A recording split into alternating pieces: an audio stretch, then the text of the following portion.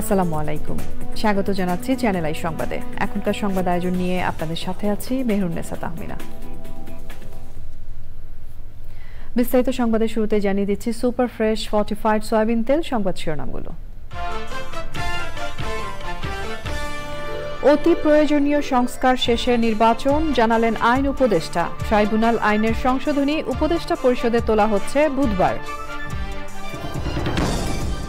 ভারতের কাছে শেখ হাসিনাকে ফেরত চাওয়া হবে দ্য হিন্দুকে, বললেন প্রধান উপদেষ্টা। আওয়ামী লীগের নির্বাচন করায় আপত্তি নেই। রাষ্ট্র কাঠামো নির্মাণে সর্বস্তরে ৩১ দফা পৌঁছে দিতে তারেক রহমানের নির্দেশ। সরকারি বিরোধী দল সহ প্রত্যেকের জবাবদিহি নিশ্চিতের আহ্বান। লুটপাটকারীদের ঘটি বাটি বেচে হলেও খেলাপি ঋণ আদায়ে অর্থ উপদেষ্টার নির্দেশ। কোনো ব্যাংক বন্ধ করা হবে না বলে আশ্বাস। এবং সৌরশক্তি দিয়ে নবায়নযোগ্য জ্বালানি চাহিদা ৪০% মেটানোর আশা বাংলাদেশের। পরিবেশ বান্ধব প্রযুক্তির লক্ষ্যমাত্রা তুলে ধরলেন পরিবেশ উপদেষ্টা।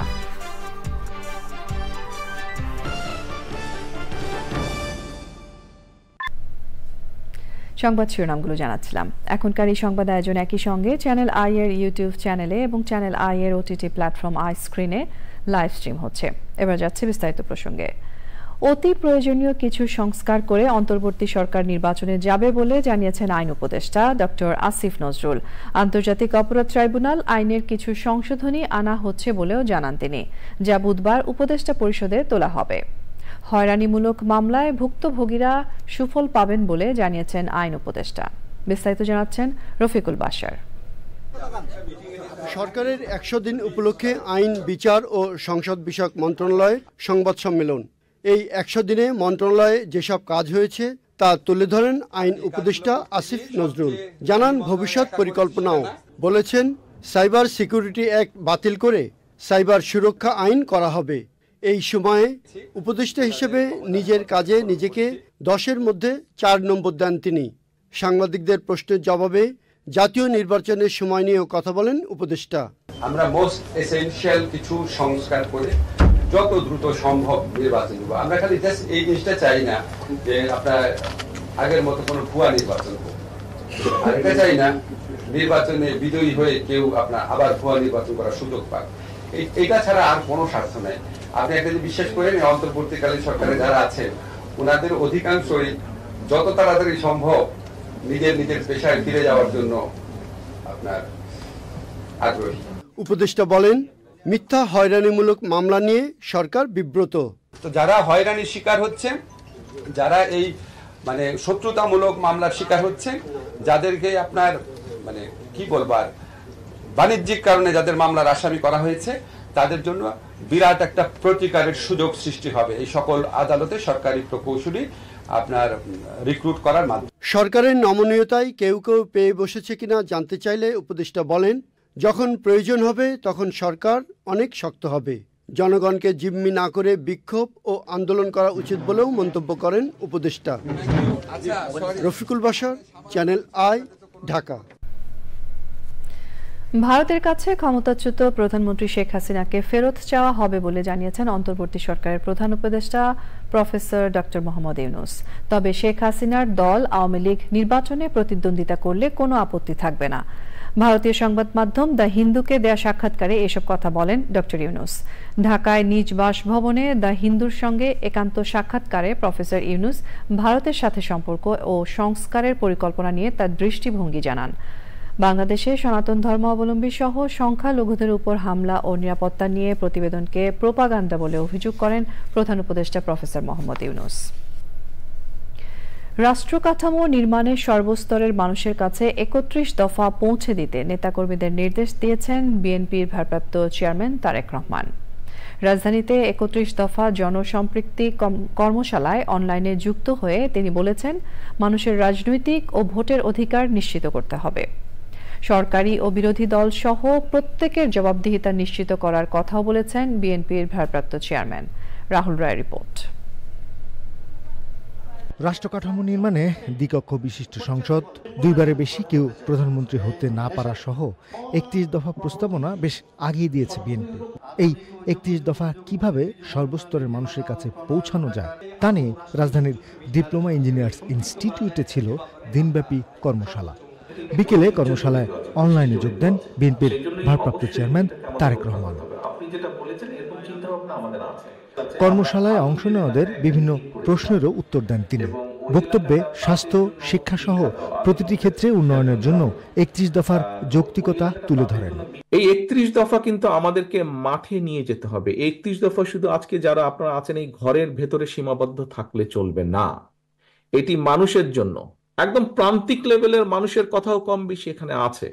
কাজে এই কথাগুলো প্রান্তিক লেভেলে নিয়ে যেতে হবে। আমরা জনসভা করে মানুষকে এটি বলবো না, বরং আমরা ছোট ছোট ছোট ছোট উঠান বৈঠক করব, গ্রামে গ্রামে করব, ইউনিয়নে করব, ছোট ছোট উঠান বৈঠক। এক কথায় যদি বলতে হয়, আপনাদেরকে সেই প্রস্তুতি নিতে হবে। মানুষের গণতান্ত্রিক অধিকার নিশ্চিত করার কথাও বলেছেন তারেক রহমান। সরকার হোক, বিরোধী দল হোক, যে কোনো রাজনৈতিক দল হোক, রাজনৈতিক কর্মী হোক, উপজেলার চেয়ারম্যান হোক, পৌরসভার চেয়ারম্যান হোক, কাউন্সিলর হোক, মেম্বার হোক, যেই হোক না কেন, প্রত্যেকের একটি জবাবদিহিতা থাকতে হবে জনগণের কাছে। জনগণ যখন জানতে চাইবে কেন এই জিনিসটা হলো, কেন এই জিনিসটা হলো না, কেন এটা করলে, কেন এটা করলো না, জবাবদিহিতা দিতে হবে, জবাব দিতে হবে সবাইকে। এবং এটি যদি নিশ্চিত করতে হয়, অবশ্যই দেশে ভোটের অধিকারকে প্রতিষ্ঠিত করতে হবে। তার নামের আগে কোনো বিশেষণ না দেওয়ারও অনুরোধ করেন বিএনপির ভারপ্রাপ্ত চেয়ারম্যান। দেশ নায়ক, রাষ্ট্রনায়ক, এই কথাগুলো দয়া করে কেউ ব্যবহার করবেন না আমার নামের সাথে। রাহুল রায়, চ্যানেল আই, ঢাকা। আওয়ামী লীগের বিচার বাংলার মাটিতেই হবে এবং সরকার তা করতে বদ্ধপরিকর বললেন বর্তমান সরকারের দায়িত্বশীলরা। কি চাই নতুন বাংলাদেশে শীর্ষক ফোরাম আলোচনায় আরও উঠে আসে গণমাধ্যমের দায়বদ্ধতা ও দায়িত্বশীলতা নিয়ে বিভিন্ন সময়ে ওঠা প্রশ্ন এবং ভবিষ্যৎ করণীয় নিয়ে। মিথিলা নাজরিনের রিপোর্ট। ফ্যাসিস্ট সরকারের জুলাই আগস্ট গণহত্যা এবং সবশেষে ছাত্র জনতার আন্দোলনে আওয়ামী লীগ সরকারের পতন পরবর্তী বাংলাদেশ কেমন দেখতে চায় জনগণ তা নিয়েই ব্যানার নিউজের আয়োজনে ফোরাম আলোচনা। আলোচনায় বিপ্লবের শহীদদের পরিবার সব শহীদ হত্যার বিচার ও আহতদের পুনর্বাসনের দাবি করেন। বিএনপির পক্ষ থেকে তাতে একমত পোষণ করা হয়। আমরা সেরকম বাংলাদেশ দেখতে চাই যেটা গত 16 বছরে ফ্যাসিবাদের সময় অনেক চেষ্টা করেও, অনেক সংগ্রাম, অনেক আত্মত্যাগের মাঝেও আমরা খুঁজে পাই। গণমাধ্যমকে ক্ষমতাসীনদের জয়গান না করে গণমুখী হওয়ার আহ্বান জানানো হয়। কখনোই সরকার যেটা শুনতে চায় সেটা প্রচার করা হচ্ছে প্রেস রিলিজ, আর সরকার যেটা শুনতে চায় না সেটা প্রচার করা হচ্ছে নিউজ। যে 24 পরবর্তী বাংলাদেশে আপনারা ফ্যাক্টকে তুলে ধরুন। তোষণের যে সাংবাদিকতা, এই তোষণের সাংবাদিকতা করার প্রয়োজন নাই, ক্ষমতামুখী সাংবাদিকতা করার প্রয়োজন নাই। আপনারা মানুষ যেটা যেটা সরকার শুনতে চায় না সেই জিনিসগুলো হচ্ছে তুলে ধরুন, তাহলে সবসময় আপনারা প্রাসঙ্গিক থাকবেন। যে বাংলাদেশের বর্তমান ফ্যাসিজমের উৎপত্তি হয়েছে, মুক্তিযুদ্ধ যারা করে নাই তাদেরকে মুক্তিযুদ্ধের জনক বলছেন, এবং যুদ্ধ যারা পরিচালনা করছেন তাদের নাম নাই। সবাইকে বিচারের আওতায় আনার আশ্বাস দেন প্রেস সচিব। এদের মধ্যে কোনো রিগ্রেট নাই, এদের মধ্যে একটা সরি বলার কোনো ইয়ে নাই, বরং ওরা একটা বড় একটা গল্প নিয়ে আসছে কি 3000 পুলিশ মারা গেছে, তাই আমরা এই লোকদেরকে জাস্টিফাই, মানে মৃত্যুগুলো এই বাচ্চা বাচ্চা ছেলে মেয়েদেরকে যে তারা যে নির্মমভাবে খুন করেছে সেটাকে তারা জাস্টিফাই করার চেষ্টা করছে। তা আমরা বলি যে আগে এটা বিচার হবে, এই জায়গায় কোনো ধরনের কোনো রকমের কোনো ইয়ে হবে না, এদের বিচার হবে। প্রশ্নোত্তর পর্বে উঠে আসে গুম খুনের রাজনীতি বন্ধ করে বৈষম্যহীন বাংলাদেশ গড়ার স্বপ্নের কথা। Mithila Naznin, channel I, Dhaka. July August হত্যাকাণ্ডে জড়িতদের বিচার বাংলাদেশে হবে, কেউ বাধা দিতে পারবে না বলে আশ্বাস দিয়েছেন আইন উপদেষ্টা ডক্টর আসিফ নজরুল। মঙ্গলবার বাংলা একাডেমি মিলনায়তনে নজরুল ইনস্টিটিউট আয়োজিত জুলাই গণ অভ্যুত্থানে নজরুল শীর্ষক আলোচনা সভায় এই কথা বলেন তিনি। একই সাথে ওত পেতে থাকা ফ্যাসিবাদী শক্তি যাতে মাথাচাড়া দিয়ে উঠতে না পারে সেজন্য সবাইকে সজাগ থাকার আহ্বানও জানান তিনি। অনুষ্ঠানে আরও বক্তব্য রাখেন আমার দেশ পত্রিকার সম্পাদক মাহমুদুর রহমান, কবি আব্দুল হাই শিকদার, নজরুল ইনস্টিটিউটের নির্বাহী পরিচালক লতিফুল ইসলাম শিবলি ও অন্যরা। আমাদের দেশের সর্বক্ষেত্রে বিশেষ করে সাংস্কৃতিক অঙ্গনে যেভাবে ভারতীয় আধিপত্যবাদ প্রতিষ্ঠা করা হয়েছে, অবিশ্বাস্য মাত্রা চলে যায়। তো এই সাংস্কৃতিক আধিপত্যবাদের বিরুদ্ধে লড়াই করতে হবে কোনো অন্য দেশের প্রতি শত্রুতা থেকে না, নিজের আত্মপরিচয়, নিজের আত্মমহিমা, নিজের আত্ম অহংকারকে বোঝার জন্য। আমরা তো এরকম একটি পরিবেশ চাই যেখানে আপনার কথা আপনি বলবেন, আমার কথা আমি বলবো, জনগণ ঠিক করবে বা পাঠক ঠিক করবে কার কথা ঠিক কার কথা ভুল। আপনি কেন আমাকে আমার কথা বলতে দেবেন? অর্থ উপদেষ্টা বলেছেন, যে কোনো মূল্যে খেলাপি ঋণ আদায় করা হবে। প্রয়োজনে লুটপাটকারীদের ঘটি বাটি বেচে টাকা উদ্ধার করারও নির্দেশ দিয়েছেন তিনি। সচিবালয়ে সংবাদ সম্মেলনে তিনি বলেন, কোনো ব্যাংক বন্ধ করা হবে না, তবে খুঁড়িয়ে খুঁড়িয়ে চলবে কয়েকটি ব্যাংক। আগের সরকারের জঞ্জাল সিন্দাবাদের ভূতের মতো তাদের কাঁধে চেপে বসেছে উল্লেখ করে অর্থ উপদেষ্টা আরও বলেন, বর্তমান সরকার ছাড়া এসব জঞ্জাল কেউ মুক্ত করতে পারবে না। রিজভিন আজের রিপোর্ট। ডক্টর মোহাম্মদ ইউনূসের নেতৃত্বাধীন সরকারের 100 দিন পূর্ণ করল চলতি সপ্তাহে। অর্থ এবং বাণিজ্য, পরে বিজ্ঞান ও প্রযুক্তি মন্ত্রণালয়ের দায়িত্ব পেয়েছিলেন বাংলাদেশ ব্যাংকের সাবেক গভর্নর ডক্টর সালেউদ্দিন আহমেদ। অবশ্য বাণিজ্য মন্ত্রণালয়ে এখন নতুন উপদেষ্টা, কাজেই অর্থ মন্ত্রণালয় এবং অধীনস্থ বিভিন্ন বিভাগের কার্যক্রম তুলে ধরতে সংবাদ সম্মেলন। কিছু কিছু ব্যাংক আছে একেবারে হয়তো মানে খুঁড়িয়ে খুঁড়িয়ে চলবে, কিন্তু আমাদের থেকে আসলে কোনো ব্যাংক কিন্তু বন্ধ করে দেওয়া কোনো, কারণ আমরা বাংলাদেশ একটা ডোমিনো এফেক্ট হয়। ডোমিনো এফেক্ট মানে একটা ব্যাংক বন্ধ করলে যত ভালোই হোক আমরা নানান ব্যাংক বলতে পারি, তাই না? ব্যাংকের দরজা যখন বন্ধ হয়ে যায় তখন অন্যরা ছোট আরেক ব্যাংক। অর্থাৎ এটা আশ্বস্ত করা হচ্ছে সবাইকে, আপনাদের বিপদে রক্ষণ করবো, আমরা এগুলো ঠিক করবো। এবং দু একটা ব্যাংকে উনি অলরেডি বাংলাদেশ ব্যাংকে কিন্তু অর্থায়ন করেছে। এবং আমি বলেছি আরেকটা কয়েকটা ব্যাংকের সাথে এবার কথা বলে, কারণ ডিপোজিটের মানে অনেক এফডিআর আছে, অনেক 1 লক্ষ টাকা চেক আনতে যাওয়ার পরে 20,000 টাকা দেবে। এইগুলো তো অ্যাকসেপ্টেবল না, তাই না? আমার টাকা, কারণ কে চুরি করেছে সেটা তো আমার দায়িত্ব না। অর্থাৎ এইটা আমরা অ্যাসিওর করছি। এটা অর্থ উপদেষ্টা বলেন, বাইরে থেকে বোঝা যায় না আর্থিক খাতে কতটা নাজুক পরিস্থিতিতে দায়িত্ব নিয়েছেন তারা। পৃথিবীর অন্য দেশে করে, ওখানে যে করাপশন যায় না, এমন শক্তভাবে তারা ধরে যে আমরা গভর্নর বলছে আমি আগে ঋণ আদায় করা চাইছে, সবাই এখন আসছে লিকুইডিটি কম, এক্সিম ব্যাংকে 1,000 কোটি টাকা দিল। উনি বলছেন যেগুলো শেষ ডিফল্ট ছিল আপনারা আদায় করেন না কেন? এমডি এখন বলে একদিন এমডি আমার সাথে দেখা যায় স্যার মাত্র 500 কোটি টাকা দিলেন, আমাদের 2,000 কোটি টাকা। আমি আপনি যেগুলো ডিফল্ট আছে ধরেন না কেন? একজনকে ধরা যাবে না, ওকে বাদ দিয়ে অন্যকে ধরেন, একজনকে ধরা যাবে না সেটা। অর্থাৎ ফার্স্ট হলো ইউ হ্যাভ টু ট্রাই করতে, তারপরে তো ঘটি বাকি হিসেবে বলে। আমি অনেক কিছু বলতে চাই না, বহু আমার কাছে বহু তথ্য আছে। জজ সাহেব হাইকোর্টে বসে যা হোক, এটা আবার আপনারা আবার আমার ইসে করবেন। আপনি এইগুলো তো লিগালি সেটাও কিন্তু কিছুটা আমাদের আরো সুসংগত হতে, আরো জবাবদিহিমূলক করতে হবে। উচ্চ মূল্যস্ফীতি সরকারের জন্য বড় উদ্বেগের জায়গা স্বীকার করে আরো সময় দেওয়ার অনুরোধ জানান অর্থ উপদেষ্টা। রিজভিন আওয়াজ, চ্যানেল আই, ঢাকা।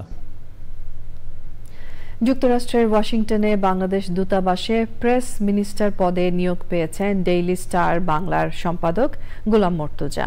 মঙ্গলবার জনপ্রশাসন মন্ত্রণালয়ের প্রজ্ঞাপনে এই সিদ্ধান্তের কথা জানানো হয়। তাকে সচিব পদমর্যাদায় চুক্তিভিত্তিক নিয়োগ দেওয়া হয়েছে। জনপ্রশাসন মন্ত্রণালয়ের প্রজ্ঞাপনে বলা হয়, গোলাম মর্তুজাকে অন্য যে কোনো পেশা, ব্যবসা বা সরকারি, আধা সরকারি, বেসরকারি প্রতিষ্ঠান বা সংগঠনের সঙ্গে কর্মসম্পর্ক পরিত্যাগের শর্তে যোগদানের তারিখ থেকে 2 বছর মেয়াদে চুক্তিভিত্তিক নিয়োগ দেওয়া হয়েছে। শতাধিক সাংবাদিকের অ্যাক্রিডিটেশন কার্ড বাতিল করায় গভীর উদ্বেগ জানিয়েছে সংবাদপত্র মালিকদের সংগঠন news paper owners association of Bangladesh, NOAB. মঙ্গলবার সংগঠনটির এক সভায় এই উদ্বেগ জানানো হয়। নোয়াবের সংবাদ বিজ্ঞপ্তিতে বলা হয়, সাংবাদিকদের অ্যাক্রিডিটেশন কার্ড বাতিলের পদক্ষেপ অন্তর্বর্তী সরকারের ভাবমূর্তি ক্ষুণ্ণ করেছে, সংবাদপত্র ও মত প্রকাশের স্বাধীনতার প্রতি সরকারের অঙ্গীকারকে প্রশ্নবিদ্ধ করেছে। সাংবাদিকদের অ্যাক্রিডিটেশন কার্ডগুলো অবিলম্বে পুনর্বহাল করবে সরকার, এমন প্রত্যাশা করছে নোয়াব। প্রধান উপদেষ্টার কাছে স্মারকলিপি দিয়ে প্রায় 2 ঘণ্টা পর সড়ক ছেড়েছেন তাবলিগ জামাতের মাওলানা সাদের অনুসারীরা। মাওলানা সাদকে আগামী বিশ্ব ইজতেমায় অংশগ্রহণের জন্য বাংলাদেশে আসতে দেওয়ার দাবিতে রাজধানীর কাকরাইল মোড়ে অবস্থান নেন তারা। পরে প্রধান উপদেষ্টার প্রেস সচিবের কাছে স্মারকলিপি দেওয়া হয়। তাফিমুল ইসলামের রিপোর্ট। মাওলানা সাদকে বিশ্ব ইজতেমায় বাংলাদেশে আসতে দেওয়ার দাবিতে সকাল ৮টায় প্রধান উপদেষ্টার বাসভবনে যেতে চাইলে অনুসারীদের বাধা দেয় আইন শৃঙ্খলা রক্ষাকারী বাহিনী। পরে সড়কেই অবস্থান নেন তারা। আমাদের মেহমান আসতে কেন ওনারা বাধা দিবে, আর এই কথা কেন সরকার আমলে নিবে? ওনারাও যেমন ওনাদের মুরব্বিরা আসে, আমাদের বিশ্ব আমির আমাদের ইজতেমায় আসবে। কাকরাইল মসজিদের ইমাম মাওলানা আব্দুল্লাহ সাবেরের নেতৃত্বে একটি প্রতিনিধি দল উপদেষ্টার বাসভবনের সামনে প্রেস সচিবের কাছে স্মারকলিপি দেন। ওনাদের কাছ থেকে আমরা স্মারকলিপি চেয়েছি, স্মারকলিপি মাননীয় প্রধান উপদেষ্টার কাছে আমরা দিব। যে কোনো অপ্রীতিকর পরিস্থিতি মোকাবেলায় প্রস্তুত ছিল আইন শৃঙ্খলা বাহিনী। তারা কিন্তু এখন রাস্তা ছেড়ে দিয়ে মসজিদে চলে গেছে, এখন একেবারে পুরো স্বাভাবিক, আমরা সতর্ক আছি। মাওলানা সাদকে আগামী বছর বিশ্ব ইজতেমায় আনার জন্য সরকারের হস্তক্ষেপ দাবি করেন তারা। আমরা চাই বাংলাদেশের কোটি কোটি মানুষ যা ওনার কথা শোনার জন্য আগ্রহের সঙ্গে অপেক্ষা করতেছে, যেন এই 5 দিনের জোরে এবং ইজতেমাতে উনি এসে আমাদের কোরআন হাদিসের কথা শোনাতে পারেন। স্মারকলিপি জমা দেওয়ার পর সাতপন্থীরা শান্তিপূর্ণ 2 ঘন্টা অবস্থান কর্মসূচি শেষ করে কাকরাইল মসজিদে ফিরে যান। তাফিমুল ইসলাম, চ্যানেল আই, ঢাকা। নিউ মার্কেট থানার হত্যা মামলায় আওয়ামী লীগের প্রেসিডিয়াম সদস্য ও সাবেক খাদ্যমন্ত্রী অ্যাডভোকেট কামরুল ইসলামের 8 দিনের রিমান্ড মঞ্জুর করেছেন আদালত। কামরুল বৈষম্য বিরোধী ছাত্র আন্দোলনে অর্থ যোগানদাতা ও মদতদাতা ছিলেন রাষ্ট্রপক্ষ এমন অভিযোগ করলেও আসামি পক্ষের আইনজীবী বলেছেন রাজনৈতিক কারণে তাকে মামলার আসামি করা হয়েছে। শাকির আদনানের রিপোর্ট। বৈষম্য বিরোধী ছাত্র আন্দোলন চলার সময় ব্যবসায়ী আব্দুল ওয়াদুদ গুলিতে নিহত হওয়ার ঘটনায় নিউ মার্কেট থানার হত্যা মামলায় সোমবার রাতে রাজধানীর উত্তরা থেকে সাবেক খাদ্যমন্ত্রী কামরুল ইসলামকে গ্রেপ্তার করে গোয়েন্দা পুলিশ। জিজ্ঞাসাবাদের জন্য মঙ্গলবার তাকে 10 দিনের রিমান্ডের আবেদন করেন তদন্ত কর্মকর্তা। আসামিপক্ষ জামিন আবেদন করলে তা নামঞ্জুর করা হয়। ছাত্রলীগ, যুবলীগ, স্বেচ্ছাসেবক লীগ, আওয়ামী লীগ নির্বিচারে গুলি করে, আর এই গুলির হুকুমদাতা, মদতদাতা, অর্থ যোগানদাতা, ষড়যন্ত্রকারী সব এই কামরুল ইসলাম। আইনের শাসন প্রতিষ্ঠিত হয় নাই এবং সেই অর্ডারের এগেইনস্টে আমরা উচ্চ আদালতে যাব এবং উচ্চ আদালতে আমরা যে সাবমিশন রাখবো এবং আমরা আশা করি যে উচ্চ আদালতে আমরা ন্যায় বিচার পাবো। ভারতে পালানোর সময় যশোরের শার্শা সীমান্ত থেকে গাজীপুর মহানগর আওয়ামী লীগের সহসভাপতি ও গাজীপুর সিটি কর্পোরেশনের সাবেক প্যানেল মেয়র আসাদুর রহমান কিরণকে আটক করেছে বিজিবি। সাবেক পাট ও বস্ত্রমন্ত্রী গোলাম দস্তগীর গাজীর পিএস আফজাল কবিরকে গ্রেপ্তার করেছে কক্সবাজার জেলা পুলিশ। তার নামে বেশ কয়েকটি মামলা রয়েছে। Shakir Adnan, channel I, Dhaka. সৌর প্যানেল স্থাপনের মাধ্যমে নবায়নযোগ্য জ্বালানির চাহিদার 40% পর্যন্ত পূরণ করা সম্ভব বলে জানিয়েছে বাংলাদেশ। আজারবাইজানের বাকুতে বিশ্ব জলবায়ু সম্মেলনের কর্মসূচিতে উঠে আসে বিদ্যমান জ্বালানি নীতি পর্যালোচনা ও জীবাশ্ম জ্বালানি ভিত্তিক উৎপাদন থেকে নবায়নযোগ্য জ্বালানির দিকে অগ্রসর হওয়ার পরিকল্পনা। সম্মেলনের উচ্চ পর্যায়ের আলোচনায় উন্নয়নশীল দেশগুলোর জন্য জলবায়ু তহবিল ও কার্বন নির্গমন কমানোর লক্ষ্যে G20 দেশগুলোর প্রতিশ্রুতি বাস্তবায়নে গুরুত্ব আরোপ করা হয়। আজারবাইজানের বাকু থেকে আলিমাল রাজি জানাচ্ছেন বিস্তারিত।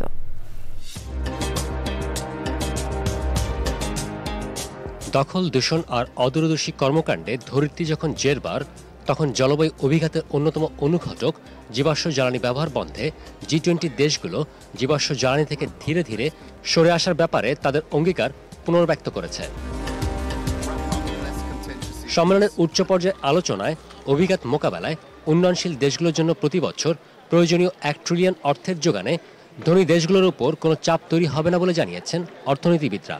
উন্নয়ন ব্যাংক আর বেসরকারি খাতেই সমাধানের রূপরেখা দেখছেন তারা। What is happening in Bangladesh right now, losing the energy sovereignty, it might be the case for Sri Lanka at some point. If you depend on the Indian electricity sources. You do away with a lot of environmental clearance requirements when it comes to solar projects. So that adds on another very difficult layer for communities to grapple with where solar projects are being foisted on them. বৈশ্বিক শক্তি ব্যবস্থার রূপান্তরের পাশাপাশি carbon নির্গমন কমানোর প্রক্রিয়াকে ত্বরান্বিত করতে দীর্ঘমেয়াদী পরিকল্পনা ও ও বাস্তবসম্মত উদ্যোগে গুরুত্বারোপ করেন পরিবেশবিদরা। দুর্যোগ বাড়ছে, একই সাথে আমাদের এনার্জি পভার্টি বাড়ছে। তো এই উপলক্ষে আজকের এই আয়োজনটা ছিল যে কিভাবে এই দক্ষিণ এশিয়াতে নবায়নযোগ্য জ্বালানি দিয়ে এনার্জি সংকট মেটানো যায় এবং কিভাবে আমরা এখানে আন্তর্জাতিক অর্থ পাওয়া যায় এবং একই সাথে আমরা সাউথ এশিয়াতে কিভাবে একে অপরের সাথে সহযোগিতা করতে পারি।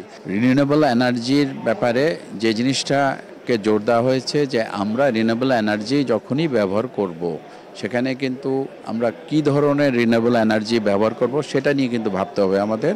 কারণ এখানে কিন্তু উইন্ড টারবাইনের কারণে পাখিদের ক্ষতি হচ্ছে এবং তারা মাইগ্রেট করছে এবং এখানে বায়োডাইভার্সিটির যে ক্ষতি হচ্ছে সেটাও আমাদের মাথায় রাখতে হবে।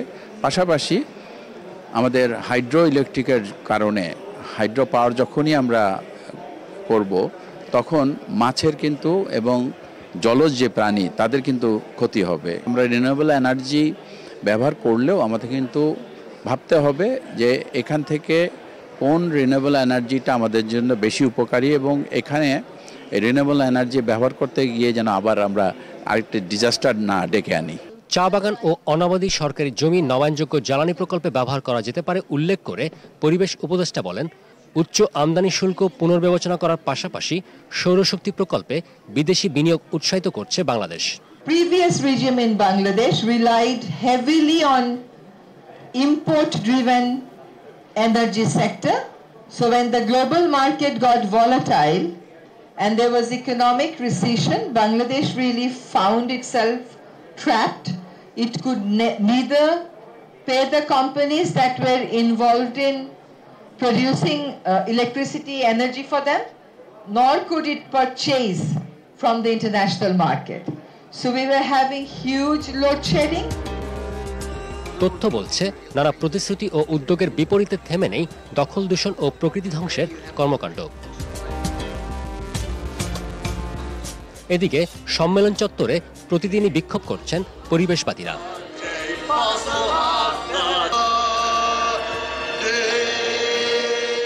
বর্তমান সময়ে মাটি, পানি ও বায়ু দূষণ এমন পর্যায়ে পৌঁছেছে যে মানব মস্তিষ্কে পর্যন্ত পাওয়া যাচ্ছে মাইক্রোপ্লাস্টিকের উপস্থিতি।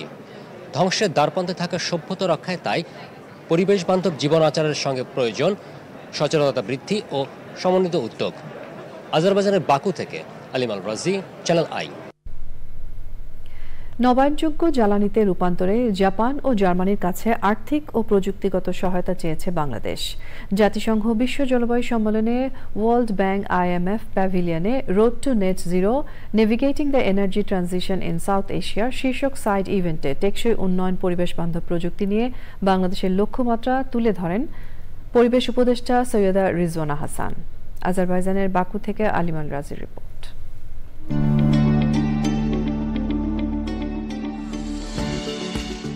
সভ্যতার চাকা যেমন ঘুরছে তেমনি পাল্লা দিয়ে বৃদ্ধি পাচ্ছে বৈশ্বিক তাপমাত্রা। তাপজনিত দুর্যোগ ও মৃত্যুর মিছিল জানান দিচ্ছে পরিবেশ বান্ধব প্রযুক্তি ও নবায়নযোগ্য জ্বালানি ব্যবহারের আবশ্যকতা। বাকুতে জলবায়ু সম্মেলনের সাইড ইভেন্টে উঠে আসে জিরো কার্বন নিঃসরণ, দারিদ্র্য মুক্তি ও কর্মসংস্থান তৈরি তথা 3.0 তত্ত্ব ও তার বাস্তবায়নের প্রয়োজনীয়তা।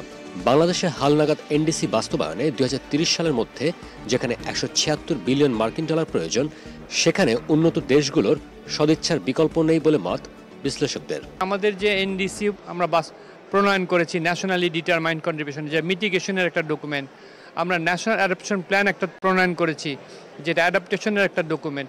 এগুলো তো বাস্তবায়ন না করলে তো আমাদের এমিশন রিডাকশন হবে না, আমাদের রেজিলিয়েন্স অর্জন হবে না। বিশ্বব্যাংক বলছে জলবায়ু অভিঘাত মোকাবেলায় দক্ষিণ এশিয়ার রাষ্ট্রগুলোর মোট জিডিপির 5% বিনিয়োগ জরুরি। এমন বাস্তবতায় বাংলাদেশ সহ ঝুঁকিপূর্ণ রাষ্ট্রগুলোর চ্যালেঞ্জ মোকাবেলায় সময়োপযোগী এবং সমতাভিত্তিক আর্থিক ও প্রযুক্তিগত সহায়তা অত্যন্ত জরুরি। নেট জিরোর ব্যাপারে কোন পর্যন্ত আমরা পৌঁছতে পারবো সেটা নিয়েই আলোচনা হয়েছে। নিজেদের এবিলিটি আছে, তার বাইরেও কিন্তু আমাদের এই অন্যান্য দেশের সাথে কোঅপারেশনের মাধ্যমে আমাদের কার্বন ইমিশনটা যাতে দ্রুত কমাতে পারি সেই ব্যবস্থা। কিন্তু এ ধরনের পরিকল্পনা করার জন্য যে ধরনের ফাইন্যান্সিয়াল সাপোর্ট দরকার সেটার ব্যাপারে ওয়ার্ল্ড ব্যাংকের ফাইন্যান্সিয়াল সাপোর্ট অথবা অন্য কোনো ফাইন্যান্সিং অর্গানাইজেশনের থেকে ফাইন্যান্স না পেলে এটা একটা বিশাল একটা চ্যালেঞ্জের ব্যাপার। যেহেতু এখানে উপদেষ্টা রেজওয়ানা হাসান বাংলাদেশের পক্ষ থেকে যেটা বলেছেন যে 2041 সালের মধ্যে নেট জিরোতে পৌঁছতে হলে আমাদের যে চ্যালেঞ্জ আছে সেটা মোকাবেলা করার জন্য ফাইন্যান্সিয়াল সাপোর্ট এবং টেকনিক্যাল সাপোর্ট দুটোই লাগবে। We are revisiting our policies on how to expand renewables and reduce our reliance on import for energy sovereignty. For that we need finance and we need technological help. For the NDC also, Bangladesh has set up very high ambition, both conditional and non-conditional. ভবিষ্যতের নিরাপদ পৃথিবী বিনির্মাণে পরিবেশবান্ধব প্রযুক্তির ব্যাপক প্রসারে কর কমানো সহ নানা উদ্যোগ নিয়েছে বাংলাদেশ। আলিমাল রাজি, চ্যানেল আই, বাকু, আজারবাইজান। বেসামরিক বিমান চলাচল নীতিমালা সংশোধন করা হচ্ছে। বেসরকারি এয়ারওয়েজ উদ্যোক্তাদের সাথে আলোচনায় বেসামরিক বিমান পরিবহন মন্ত্রণালয় থেকে এই আশ্বাস দেয়া হয়। মঙ্গলবার সচিবালয়ে aviation operators association of Bangladesh AOAB'র সাথে বেসামরিক বিমান চলাচল বিষয়ে পর্যালোচনা সভা হয়। এতে উদ্যোক্তাদের পক্ষ থেকে বিভিন্ন সমস্যা উপস্থাপন এবং পুরনো আইন সংশোধনের প্রস্তাব করা হয়। পর্যালোচনা সভায় সভাপতিত্ব করেন বেসামরিক বিমান পরিবহন ও পর্যটন মন্ত্রণালয়ের অতিরিক্ত সচিব আব্দুল নাসির খান। উদ্যোক্তাদের পক্ষে নভ এয়ার এর মফিজুর রহমান, ইমপ্রেস এভিয়েশনের জহিরুদ্দিন মাহমুদ মামুন, বসুন্ধরা এয়ারওয়েজের মোস্তাফিজুর রহমান, এস্ট্রা এয়ারওয়েজের ক্যাপ্টেন ইমরান আসিফ, বেক্সিমকোর গুলজার হোসাইন ও অন্যরা উপস্থিত ছিলেন। বর্তমান যে সমস্যাগুলো সেই সমস্যাগুলো সমাধান করার জন্য আমাদের কিছু প্রস্তাবনা আছে।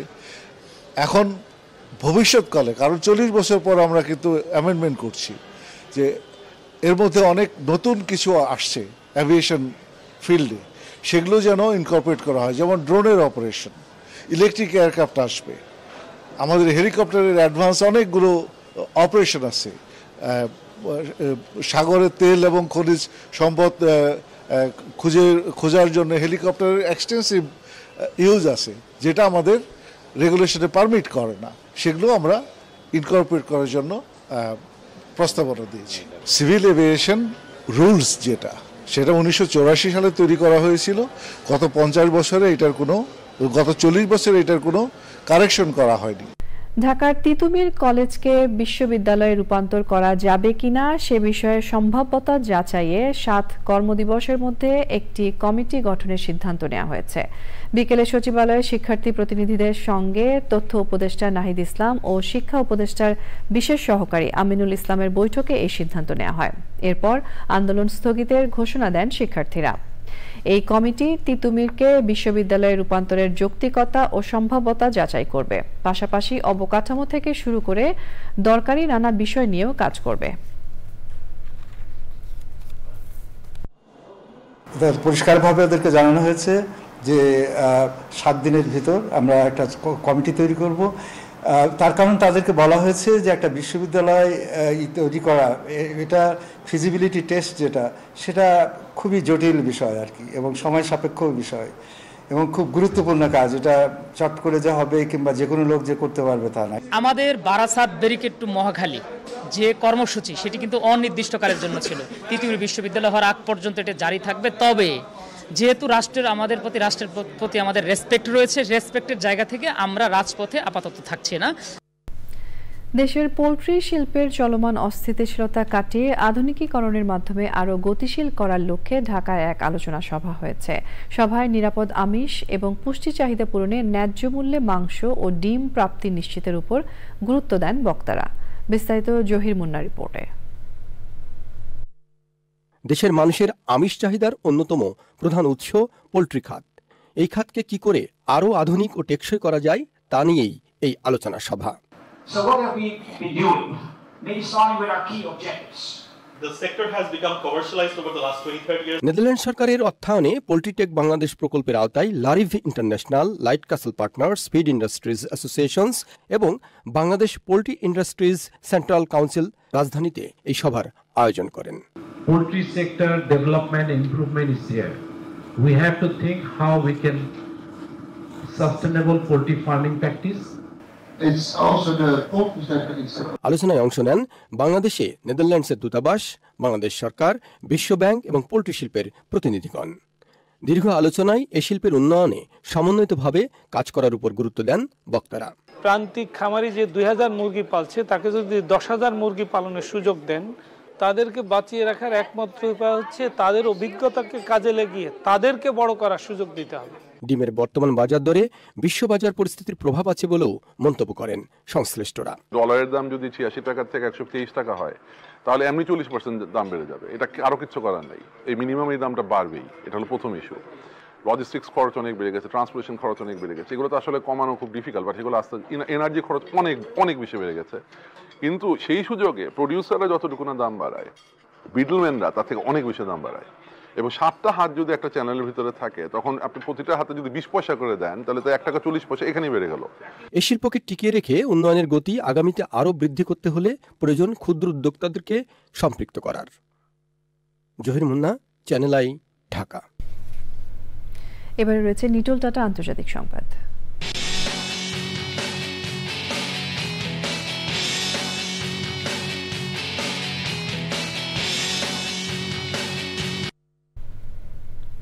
গাজায় অব্যাহত ইসরায়েলি হামলায় একদিনে ৭৯ ফিলিস্তিনি নিহত হয়েছে। এ নিয়ে যুদ্ধ শুরুর পর থেকে গাজায় নিহতের সংখ্যা দাঁড়িয়েছে ৪৩,৯৭২ জনে। এদিকে দুর্ভিক্ষ পীড়িত গাজায় জাতিসংঘের ত্রাণবাহী ১০০টি গাড়ি লুট হয়েছে। লুটপাটকারীদের ধরতে চালানো অভিযানের সময় প্রাণ হারিয়েছে ২০ ফিলিস্তিনি। হিজবুল্লাহ লেবানন থেকে ইসরায়েলের রাজধানী তেল আবিবে মিসাইল হামলা চালিয়েছে। এতে ৯ জন আহত হওয়ার খবর পাওয়া গেছে। হিজবুল্লাহর হামলার জবাবে লেবাননের রাজধানী বৈরুতে বিমান হামলা চালিয়েছে ইসরায়েল। এতে ৫ লেবানিজ নিহত ও অনেকে আহত হয়েছে। হিজবুল্লাহর সঙ্গে যুদ্ধবিরতির চুক্তি নিয়ে ইসরায়েলকে চাপ দিচ্ছে যুক্তরাষ্ট্র। এ নিয়ে ইসরায়েলের প্রধানমন্ত্রী বেনিয়ামিন নেতানিয়াহু বলেছেন, হিজবুল্লাহর সঙ্গে যুদ্ধবিরতি চুক্তি করলেও তেল আবিব হিজবুল্লাহর বিরুদ্ধে কৌশলগত কাজ করে যাবে।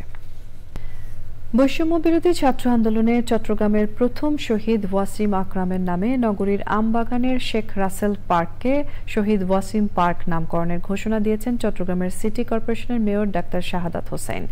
নগরে সিটি কর্পোরেশনের সব পার্ক জনসাধারণের জন্য উন্মুক্ত করারও ঘোষণা দেন তিনি। এই সময় ছিলেন সিটি কর্পোরেশনের প্রধান নির্বাহী কর্মকর্তা শেখ মোহাম্মদ তৌহিদুল ইসলাম, সচিব মোহাম্মদ আশরাফুল আমিন, প্রধান প্রকৌশলী মোহাম্মদ আবুল কাশেম ও অন্যরা।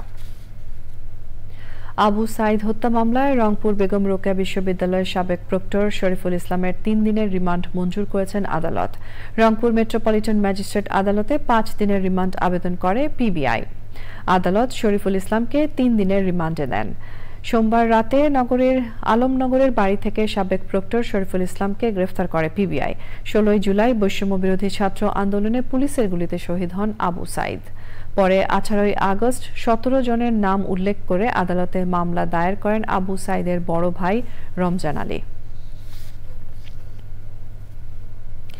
২০০৫ ও ২০১১ সালের পরিপত্র বাতিল করে অকৃষি খাস মহলভুক্ত ভূমির নামজারি, খাজনা গ্রহণ ও হস্তান্তর প্রক্রিয়া সহজের মাধ্যমে পুরানা পল্টন ও সেগুনবাগিচার ভূমি মালিকদের হয়রানির হাত থেকে মুক্ত করার দাবি জানিয়েছে ভূমির ভুক্তভোগী মালিক কমিটি।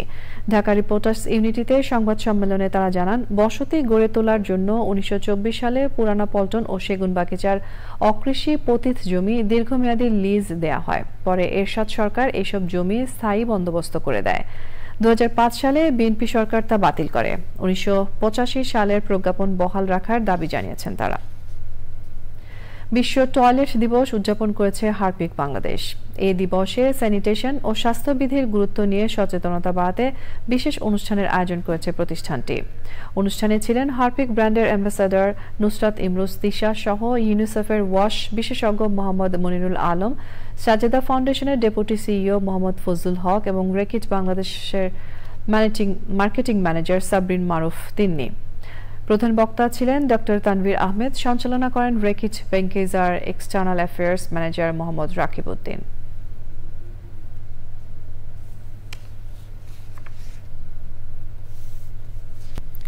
রাজধানীতে এশিয়া প্যাসিফিক অঞ্চলের জলবায়ু পরিবর্তন এবং জরুরি দুর্যোগ ব্যবস্থাপনায় চ্যালেঞ্জ ও দুর্যোগ সহনীয় বিশ্ব গড়ে তোলার লক্ষ্যে আন্তর্জাতিক সিম্পোজিয়ামের আয়োজন করা হয়। কমিউনিটি ইনিশিয়েটিভ সোসাইটি CIS এবং Asia Pacific alliance for disaster management PAD যৌথভাবে এই আয়োজন করে। বাংলাদেশে নিযুক্ত জাপানের রাষ্ট্রদূত ইয়োমা কিমিনোরি অনুষ্ঠানে প্রধান অতিথি ছিলেন। স্বাগত বক্তব্য রাখেন CIS এর নির্বাহী পরিচালক মোহাম্মদ গোলাম মোস্তফা।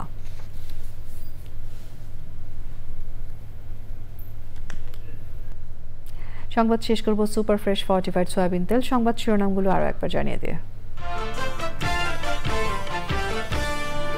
অতি প্রয়োজনীয় সংস্কার শেষে নির্বাচন, জানালেন আইন উপদেষ্টা। ট্রাইব্যুনাল আইনের সংশোধনী উপদেষ্টা পরিষদে তোলা হচ্ছে বুধবার। ভারতের কাছে শেখ হাসিনাকে ফেরত চাওয়া হবে, দ্য হিন্দুকে বললেন প্রধান উপদেষ্টা। আওয়ামী লীগের নির্বাচন করায় আপত্তি নেই।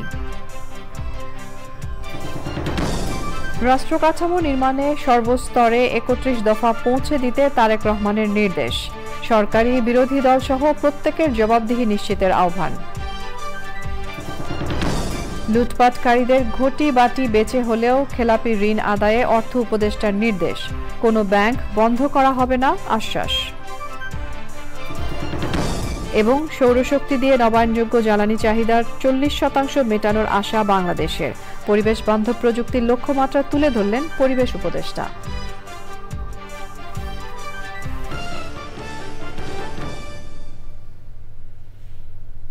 প্রিয় দর্শক, চ্যানেল আই এর সর্বশেষ সংবাদ জানতে ভিজিট করুন channelionline.com এ। যুক্ত থাকুন আমাদের সোশ্যাল মিডিয়া প্ল্যাটফর্মগুলোর সাথে। এরই সঙ্গে শেষ করছি এখনকার সংবাদ আয়োজন। ধন্যবাদ এতক্ষণ আমাদের সঙ্গে থাকার জন্য।